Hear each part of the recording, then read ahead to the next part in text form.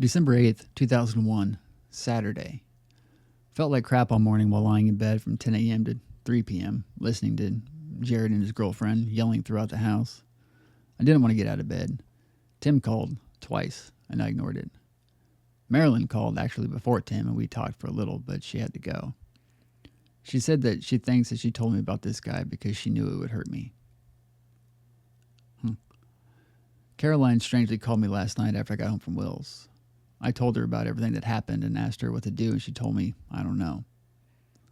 We just talked a lot, and it was good, and I felt a lot better. She basically helped me take my mind off everything. I'm very glad she called. And what timing, huh? I started to get up and around and doing things. I got a haircut and shaved and got cleaned up. I clean up nicely, don't you know?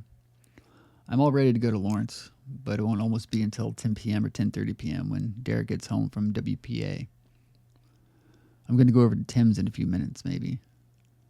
I read over all of my newer pieces and printed off a few to give to Tim.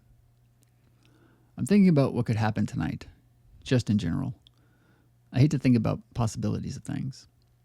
I always build up things in my head too much so that no matter how good a night is, it still is a disappointment to me. Of course, I'm just hoping to have a good time. Maybe get some time alone with Erilyn to talk and know what is going on with us, if anything. Went over to Tim's after 8 p.m. and we watched television for a while waiting for Will. I called his house and I guess he had fallen asleep, so he got up and came up to Tim's. Then Derek got there and we picked up Ginster and headed to Lawrence. This, now, is after 11 p.m. We got to Lawrence and we snuck up the back way of the dorm. We go to Erilyn's room and tell her we're there. I'm in the hallway and don't see her. She says she'll be up in a few minutes. We get up to Derek's and start to chill, and I go out to get a Coke and run into Erilyn. Damn near as soon as we got back to Derek's room, the fucking fire alarm goes off. So we all have to go down 7 fucking flights of stairs into the freezing cold. However, we run into Tom, so we are outside for almost a fucking hour.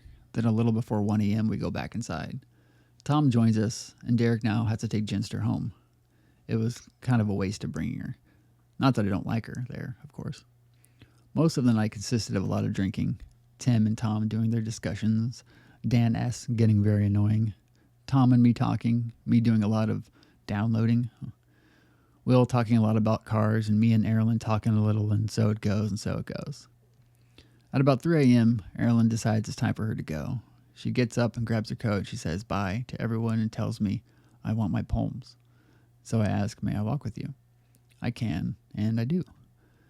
As we walk, we talk about wishing our night could have been a little more than what it was, but altogether it was an okay night.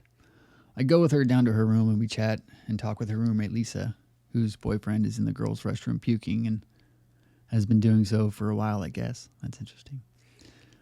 Erilyn asks if I'm coming down next weekend, and I tell her it all depends on my work schedule and Derek. Plus, we only come down when we are invited. Hint, hint, I say. I told her about my poems, how the first one took a while and was hard to write. I told her she could figure out the prompt I used to start it all. I told her if she could figure out the prompt I used to start it, that I'll get you something special. Then I take my leave of her, and it was really a pleasure to talk with her, and I'll see her soon. Very soon, I hope. We turn into Derek's until the repetition, downloading songs and funny jokes and making fun of Dan S. Will, Tim, and I left about 5:30 a.m. and got home about 6 in the morning. Man, I really like Erilyn. I wish I could see her more than 1 day a week. When I see her again, I'll get her address and see if she would like to write back and forth. End quote. Well, take your time. Don't live too fast. Troubles will come, and they will pass. Find a woman, and you'll find love. And don't forget, son, there's someone up above. Leonard Skinner, song, Simple Man. That's prophetic.